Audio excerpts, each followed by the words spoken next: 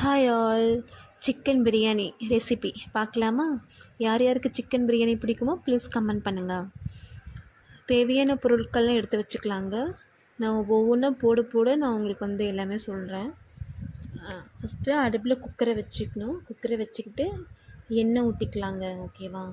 எண்ணெய் பார்த்திங்கன்னா நாங்கள் எங்கள் வீட்டில் எண்ணெய் கம்மியாக தான் யூஸ் பண்ணுவோம். உங்களுக்கு எது மாதிரி எண்ணெய் நீங்கள் போடுவீங்களோ அதுக்கு தகுந்த மாதிரி நீங்கள் எண்ணெய் ஊற்றிக்கோங்க. ஊற்றிட்டு ஹோல் ஸ்பைசஸ் போட்டுக்கணும். பட்டை 2 லவங்கம் அண்ட் ஏலக்காய், பிரிஞ்சி இலை இதெல்லாம் போட்டுக்கோங்க. ஓகேவா? நாங்கள் பார்த்திங்கன்னா 1 கேஜி ரைஸ்க்கு 1 கேஜி சிக்கன் எடுத்திருக்கோம். அதை பேஸ் பண்ணி தான் சிக்கன் பிரியாணி செய்ய போகிறோங்க. ஸ்பைசஸ் போட்டுட்டு பச்சை மிளகா 2 இல்லை 3 நாங்கள் காரத்துக்கு ஏற்ற மாதிரி தான் போட்டிருக்கோம். உங்களுக்கு எவ்வளோ தேவையோ நீங்கள் அத்தனை போட்டுக்கலாங்க.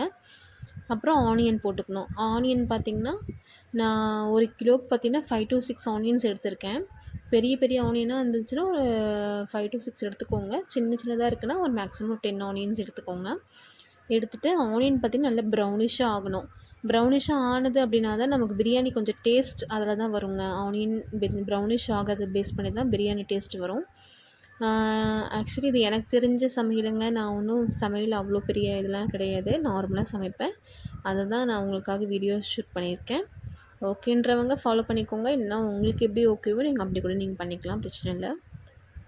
ஸோ வெங்காயம் நல்லா ப்ரௌனிஷ் ஆனதுக்கப்புறம் இஞ்சி பூண்டு பேஸ்ட்டு பார்த்தீங்கன்னா ஒரு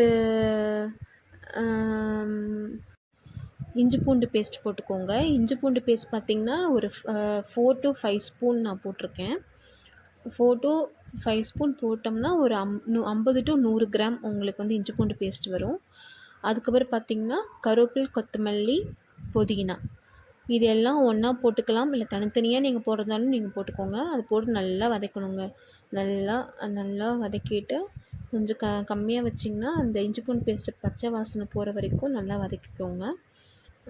அதுக்கப்புறம் பார்த்திங்கன்னா நான் டொமேட்டோ ஆட் பண்ணியிருக்கேன். டொமேட்டோ பார்த்திங்கன்னா 1 கேஜிக்கு நான் 1/2 கேஜி டொமேட்டோ மாதிரி எடுத்திருக்கேங்க. ஸோ டொமேட்டோ நீங்கள் ஆட் பண்ணிக்கோங்க. டொமேட்டோ ஆட் பண்ணிவிட்டு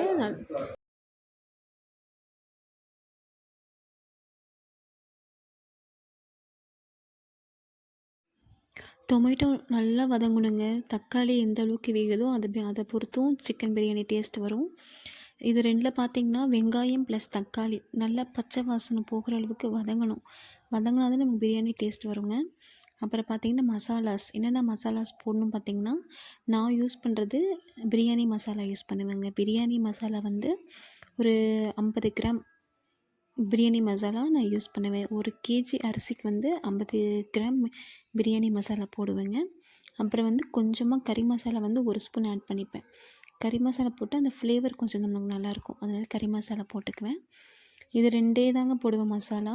அதுக்கப்புறம் பார்த்திங்கன்னா சிக்கன் எடுத்து நம்ம போட்டுடலாம். சிக்கனை போட்டுட்டு அந்த மசாலாஸில் சிக்கன் நல்லா வேகணுங்க. ஓகேவா? அப்போ தான் அந்த மசாலா சிக்கனுக்குள்ளே நல்லா இறங்கும். அப்போ சிக்கன் நமக்கு கொஞ்சம் டேஸ்ட் வரும். என்ன வச்சுக்கோங்களேன், கொஞ்சம் சப்புன்னு இருக்க மாதிரி ஆகி போயிடும். அதனால் கொஞ்சமாக நம்ம தண்ணி ஊற்றி லைட்டாக கொஞ்சம் தண்ணி ஊற்றி கூட ஒரு 5 to 10 மினிட்ஸ் கம்மியாக வச்சு சிக்கனை நல்லா கொஞ்சம் வேக வச்சுக்கோங்க.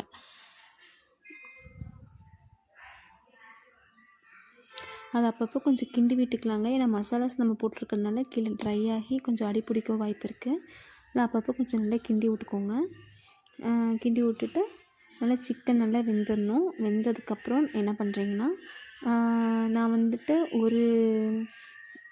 ஒரு ஒரு கிலோ அரிசி போட்டிருக்கேன் இல்லையா? ஸோ நான் அளந்து வச்சுக்கிற மாதிரி தண்ணி, இப்போ 1 டம்ளர் நம்ம அரிசி போட்டிருக்கோன்னா அந்த டம்ளரை 2 டம்ளர் தண்ணி நான் ஊற்றிக்குவேங்க. ஸோ அது மாதிரி அரிசிக்கு தகுந்த மாதிரி தண்ணி ஊற்றிட்டு நம்ம நல்லா கிண்டி விட்டுறணுங்க. அதுக்கப்புறம் பார்த்திங்கன்னா நல்லா கொதி வரணும். நல்லா கொதி வந்ததுக்கப்புறம் நம்ம மூடி போட்டு வச்சுக்கலாம். உப்பு காரம்லாம் செக் பண்ணிக்கோங்க. எல்லாம் கரெக்டாக இருக்குது அப்படின்னா ஒரு 5 மினிட்ஸ் கொஞ்சம் அதிகமாக வச்சிங்கன்னா நல்லா கொதி வந்துடும். அதுக்கப்புறம் பார்த்திங்கன்னா நம்ம குக்கரை நல்லா மூடி போட்டுடணும். குக்கர் மூடி போட்டுட்டு நான் ஆக்சுவலி ஒரே விசில் தான், ஒரு விசிலில் விட்டு எடுத்துருவோம். அப்போ தான் கொஞ்சம் பிரியாணி குழையாமல் நமக்கு கொஞ்சம் பர்ஃபெக்டாக இருக்க மாதிரி ஒரு ஃபீல் ஆகும். ஸோ நீங்கள் ஒரு விசில் விட்டுட்டு நீங்கள் பிரியாணியை எடுத்துக்கலாம். இப்போ பாருங்கள் குக்கர் நல்லா கொதி வந்துருச்சு. இந்த ஸ்டேஜில் நம்ம மூடி வச்சோம்னா கரெக்டாக இருக்குங்க. ஸோ இப்போ வந்துட்டு நம்ம நல்லா குக்கர் மூடி போட்டு வச்சிடலாம். மூடி போட்டுட்டு மேக்ஸிமம் 1 விசில் தான். 1 விசில் விட்டு எடுத்துட்டோம்னா நமக்கு சிக்கன் பிரியாணி ரெடி. வாங்க டேஸ்ட் பண்ணி பார்த்துடலாமா?